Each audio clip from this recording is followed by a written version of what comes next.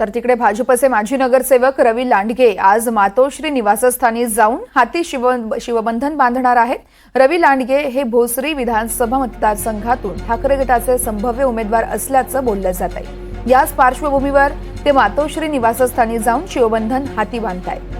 मोठी यावेळेस शक्ती प्रदर्शन करत रवी लांडगे मातोश्रीकडे निघाले आहेत। भाजपला हा मोठा धक्का मानला जातोय। भाजपला रामराम ठोकताना रवी लांडगे यांनी भाजप सोडण्याची कारणं देखील सांगितली आहेत।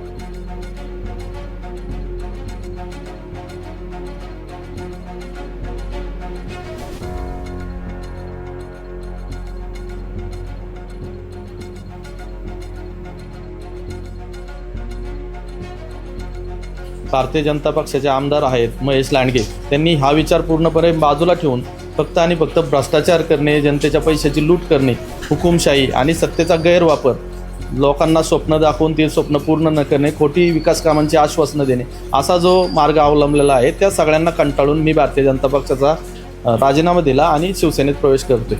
मी शह देण्यासाठी नाही, परंतु मी जर शिवसेनेने मला संधी दिली तर मी नक्कीच त्यांच्या विरोधात विधानसभा निवडणूक लढवण्यास इच्छुक आहे, कारण जनतेचीच तशी मागणी आहे। जनता सुद्धा यांच्या कार्यपद्धतीला पूर्णपणे कंटाळलेली आहे, त्याच्यामुळे मी विधानसभा नक्कीच लढवेन।